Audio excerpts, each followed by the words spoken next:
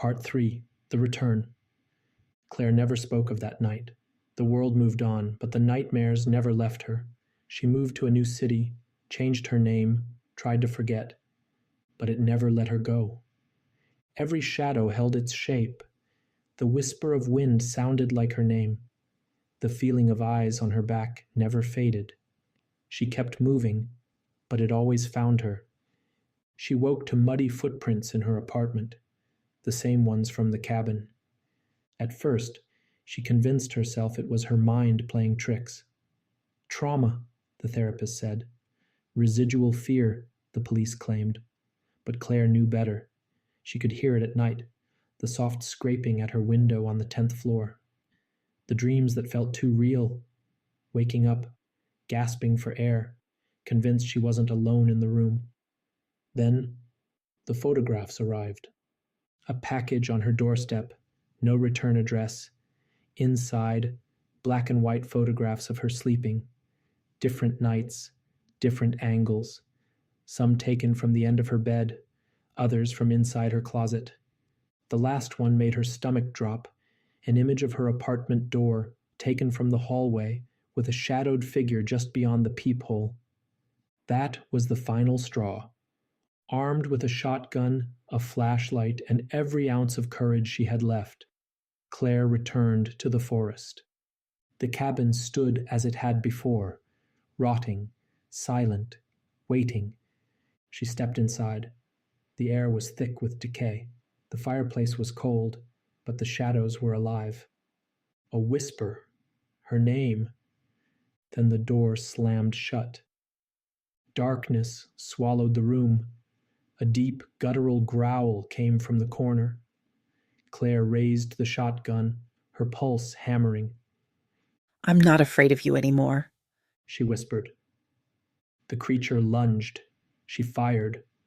Wood splintered, but it didn't stop. Claws raked her arm, sending her stumbling back. The flashlight flickered. It was everywhere and nowhere. She wasn't here to run. She turned, aiming into the abyss, and fired again. A screech, a tremor through the air. The cabin seemed to groan in protest. The shadows shrank. The whispers turned to wails. The thing recoiled, retreating into the walls, into the dark corners where it had waited for so long. Then silence. Claire breathed heavily, eyes darting through the darkness, searching for any sign of movement. Then from above, the ceiling boards creaked. Her eyes snapped upward, just as a clawed hand burst through the wood, grabbing her shoulder. She screamed, twisting free, and fired upwards. Dust and splinters rained down, followed by an inhuman shriek that rattled the very foundations of the cabin. The creature was not gone. It was reforming, shifting, blending with the darkness itself. Claire sprinted to the fireplace, overturning the rusted metal grate. Inside, she found a half-burned journal and a stash of old, brittle bones. The realization hit her. This thing had been here long before her. It had fed on fear, on the lives of those who dared trespass. A sound, low and guttural, reverberated through the cabin. The walls themselves seemed to breathe, stretching, pulsing. The creature was everywhere now, closing in. With shaking hands, she grabbed the rusted poker from the fireplace, thrusting it into the embers. Flames licked at the metal until it glowed a furious red. "You want me?" she snarled, turning toward the advancing darkness.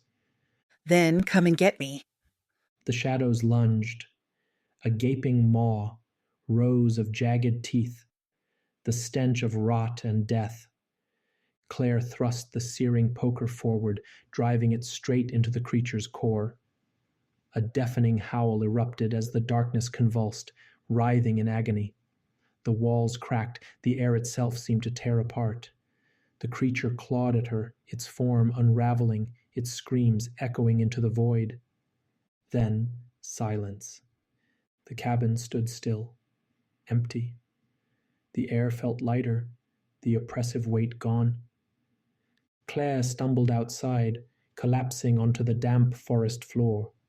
The sun was beginning to rise, its golden light breaking through the trees. She was alive. She had won, or so she thought. Months passed. She tried to reclaim her life, but the world no longer felt real. Every night she would listen, strain her ears, feel the weight of unseen eyes pressing against her skin. She slept with the shotgun by her bed, and sometimes she thought she heard it, whispering from the darkness. The Watcher had lost that battle. Wow, you made it to the end. You're officially awesome. Thank you for watching, supporting, and being part of this journey. If you had fun and just enjoyed the vibes, hit that like button, drop a comment, and subscribe for more. Until next time, stay amazing.